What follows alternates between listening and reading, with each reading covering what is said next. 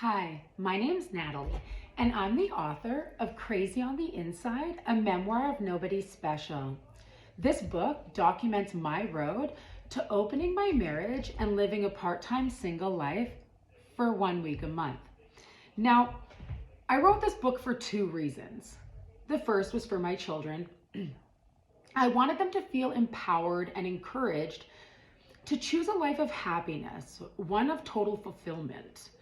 I wanted them to know that if they chose to have children or if they chose to have a spouse, that being a spouse and being a parent is only part of who you are, but it's not all of who you are.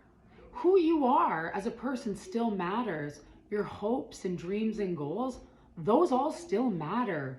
Your happiness matters. Now, another reason I wrote the book was for you. I felt that, like me, there were probably a lot of other people who were struggling, who felt confused, lost, maybe a little embarrassed and ashamed, maybe alienated as we see our families, our friends, and those in our community thrive in a life that we struggle through. Now, the title of my book, Crazy on the Inside, is because that's how I felt. How other people were feeling, I was faking. I was not enjoying this suburban life I was told was the ultimate dream. Their suburban dream felt like my suburban nightmare. I didn't feel any individuality in my life. I was Bailey and Fiona's mom and the volunteer at the school, and I was Dan's wife and played on the fantasy football team and that.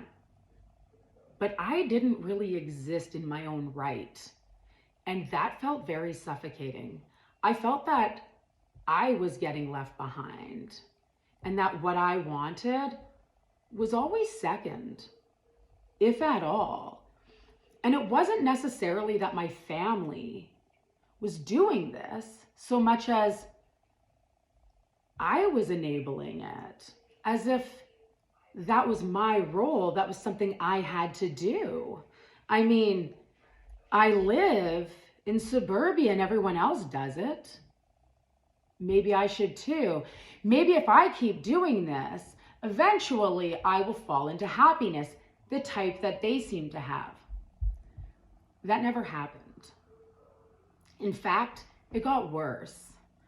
I started to fall away. I didn't want anything to do with people in my community. I didn't feel comfortable. I didn't feel like I belonged.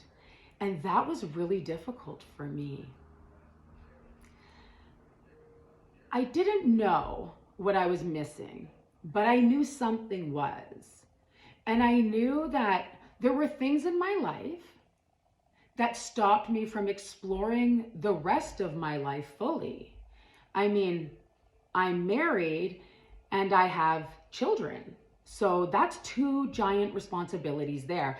That doesn't leave a whole lot for me unless I create it. Unless I make it that my happiness matters too. And part of my happiness is being able to explore my life the way I want.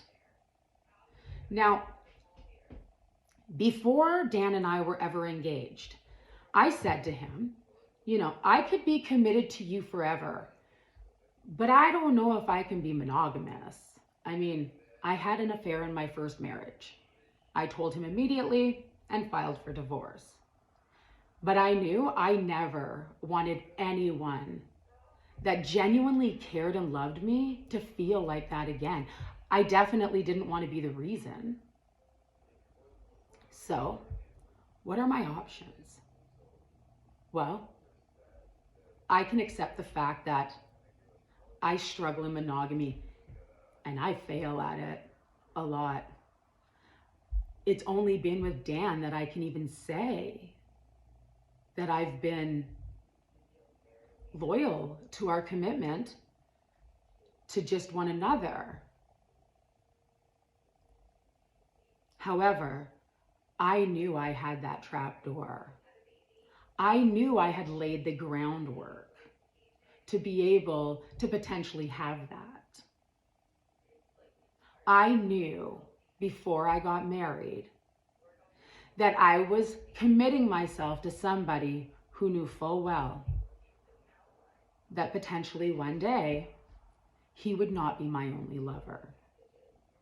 And even knowing that, we got married, which leads me to believe that even Dan knew part of him was not monogamous.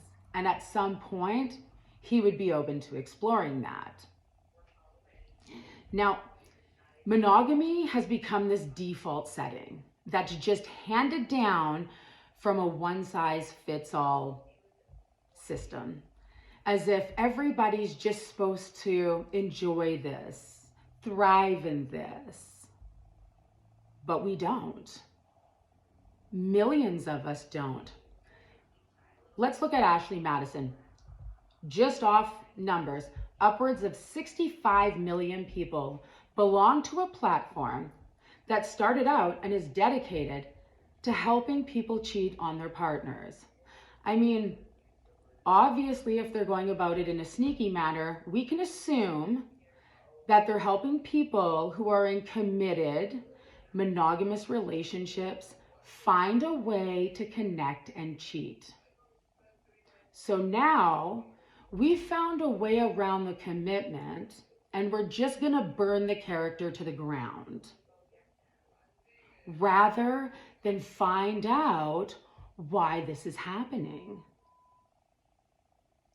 In my travels, I've probably talked to 10,000 people. This is an issue.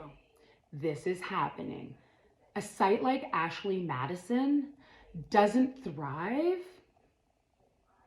unless there's this massive global audience that is aching for something, but are too afraid to say anything out loud, won't even speak to their partner. This is an issue. And as long as we don't discuss alternatives to monogamy, marriage will always be threatened. Always. We have to be able to acknowledge and have confidence in these other lifestyles, because they exist. They're there. And you can close your eyes and you can delete apps, but they're there. Monogamy isn't the only way anymore. It might not even be the best way. At best, we know it's our way. But I'm here because I want to discuss the other ways.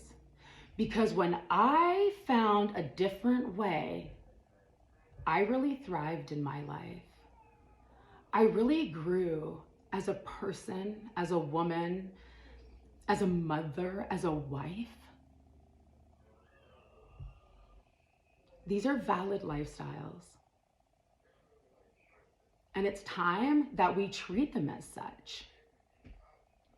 I mean, we at least owe it to ourselves to ask questions, to find out why we're struggling.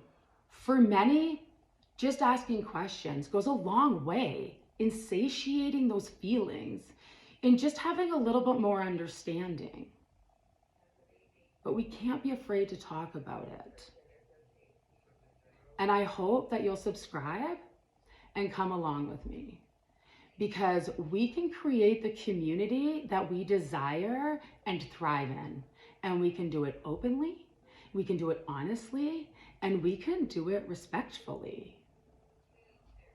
I hope you'll join me. Thank you.